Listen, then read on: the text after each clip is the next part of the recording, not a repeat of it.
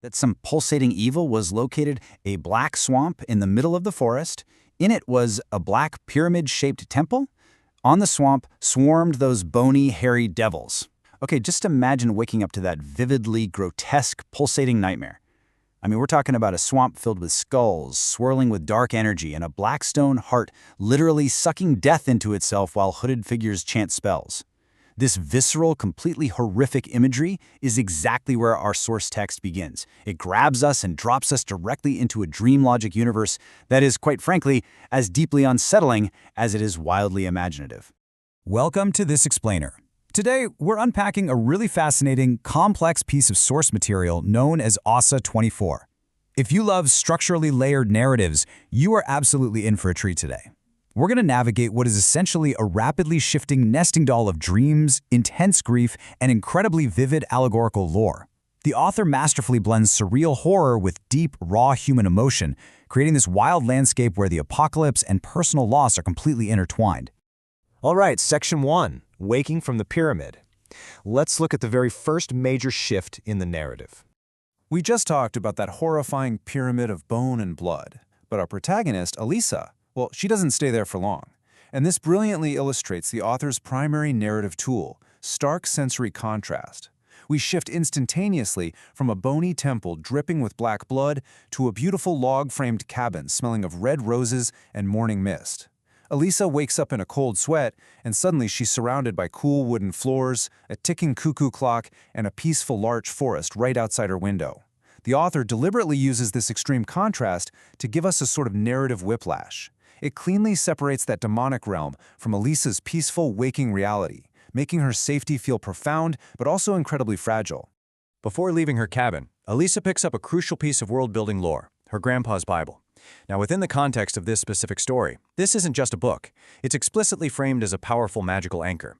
It's an old wartime Bible, specifically open to the Book of Revelation, and it features a photo of her grandfather, in uniform, sitting on a white steed. There's also a poem inscribed inside about a two-edged sword and the eternal victory of Christ. Throughout all the shifting, chaotic realities we're about to explore, this object serves as Alisa's primary protective anchor. Seeking some peace, Alisa goes for a walk.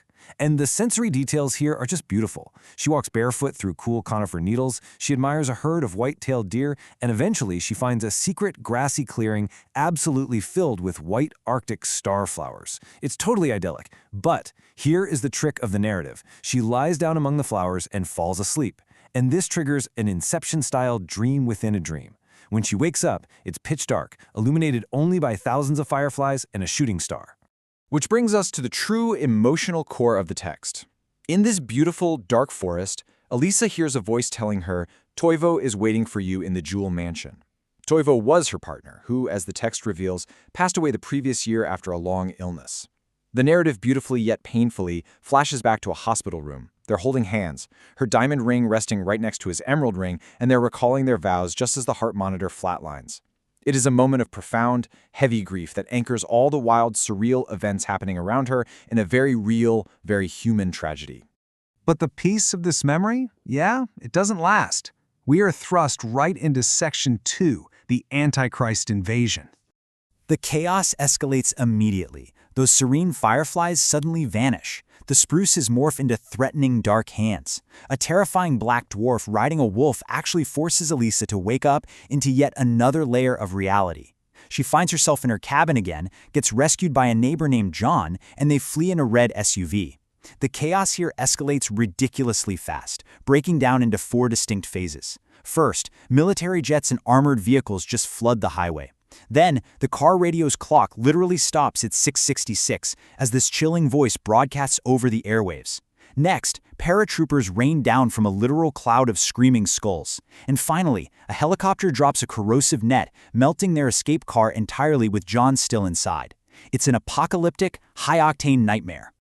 Just as she loses consciousness in the wreckage, Alisa has a fleeting, horrific vision. She sees herself and Toivo in a heavenly wedding, dressed in white and a tuxedo. But the dream turns bloody instantly. Blood begins pouring from Toivo's eyes, ears, and mouth as he rattles out a desperate warning. Flee, Alisa! This terrifying juxtaposition of a pristine wedding and horrific gore triggers yet another awakening for Alisa, this time stumbling into the bushes of a dark forest. Which brings us to the most grotesque environment of her journey so far. Section 3, the Forest of Death. This environment is just purely oppressive. It's pure survival horror. Alisa is running through a gloomy forest filled with poisonous fly agarics and hanging spiderwebs. Flocks of bats are flying overhead, and pursuing her, a black-hooded angel with a bloody skull for a face, riding a massive black tarantula. As she runs, she literally bumps into animal carcasses and human bodies hanging from the trees by hooks and chains, almost like twisted decorations. A voice echoes in her head, shrieking, "Kriti, welcome to the Forest of Death." The relentless pursuit of these demonic entities really highlights the sheer terror of this dreamscape. So you have to wonder, how does she even survive this? Well, this is where Grandpa's Bible comes back into play, acting not just as a symbol, but as a literal physical weapon within this universe's dream logic. Alisa turns to her pursuers and prays while holding the Bible. In this incredible visual sequence, fiery letters physically float out of the pages into the air, spelling out that every weapon against her will be ineffective. The forest spontaneously erupts into flames, and a massive burning branch falls, piercing and melting the tarantula creature instantly. It is a highly kinetic, magical resolution to an insane chase. On to Section 4, the Emerald in the Church. Before she gets to the church, the pacing shifts once again. Alisa escapes the fire, running down into a valley and through an iron gate into a rotting garden. Inside this garden, there's a green, acid-spitting fountain. Alisa needs to fish a key out of this bubbling acid, and in doing so, the skin on her hand is horribly melted. She runs into a nearby garden cabin and puts her blistered hand under cold water at a sink. Here, the author draws a really direct allegorical parallel to biblical tales of healing. Alisa prays in her mind, recalling a story of lepers being healed, and miraculously, the blisters on her hand just melt away, leaving her skin bright and completely healthy. Once she's healed, she opens the door of the cabin. And this brings us to another one of those incredible, jarring leaps in reality. She steps out of an acid-filled, rotting garden and walks straight onto a quiet, dusky Victorian cobblestone street in the pouring rain. High street lamps flicker on, church bells toll in the distance, and magically a white horse-drawn carriage appears to transport her through a thunderstorm directly to a massive, medieval church. Inside the candlelit church, the puzzle pieces finally start coming together. Elisa uses her Bible again, finding a golden key taped to the Psalms. This key opens an old wooden chest at the altar, revealing the second major magical artifact of our story, the emerald. It's a palm-sized, glowing green stone, accompanied by a note calling it the color of life. As we analyze this, it's crucial to note that this emerald, much like her memory of Toivo's emerald ring, is the essential key required for the narrative's upcoming climax. With the emerald and the Bible safely in her shoulder bag, Elisa steps out of the church into Section 5, the Golden Train. Her journey to paradise begins as she's immediately teleported to a misty Platform 7 to board the very last train out. The scene inside this train is surreal and honestly beautiful. The cars feature rich red leather seats and Victorian-patterned wood. Alisa actually partakes in communion in a dining car before walking down to the center of the train, which is this specialized mechanical heart car. Right in the middle of this car are open palms made entirely out of green emeralds. So, here's how all these symbols culminate in the final sequence of salvation. It happens fast. Step 1. Outside the train, it goes pitch black, and a giant, blood-leaking skull surrounded by lightning attempts to swallow the entire train whole. Step 2. Elisa hears a guiding voice, and she places the glowing emerald onto the green hands in the heart car. Step 3 is instantaneous. The entire train begins to pulsate with this beautiful, radiant green light. And finally, when this light hits the dark skull outside, the ultimate evil simply explodes into sparks and vanishes into thin air. The darkness is totally defeated. The train speakers announce that death is swallowed and life is won. The physical train itself turns transparent and golden glittering, flying towards a beautiful, cube-shaped golden city located in a lush, green, Earth-like paradise.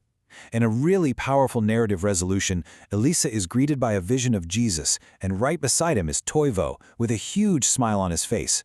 Elisa finally, after everything, grabs Toivo by the hand. The story closes on such a warm, deeply resonant note. The text ends with these poetic lines. Love has won.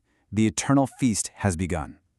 After an absolutely exhausting hero's journey through shifting realities, horrific monsters, and literal apocalyptic invasions, the narrative lands on a note of absolute peace and reunited love. Which leaves us with this final thought.